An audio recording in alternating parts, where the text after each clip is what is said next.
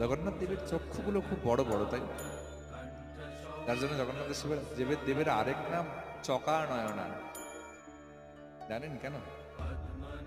কারণ তার চক্ষুগুলো এতটা বড় হওয়ার কারণ তিনি ভক্তের হৃদয়ের কোনো দোষগুলিকে দর্শন করেন না।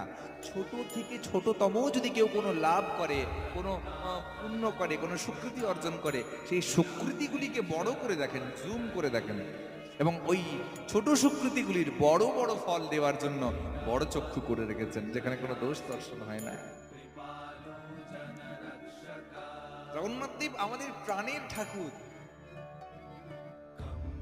বলছে গোপীনাথও কোন কোন জায়গায় কৃপণতা করেন বা করেছেন, কিন্তু জগন্নাথ কৃপণতা করেননি।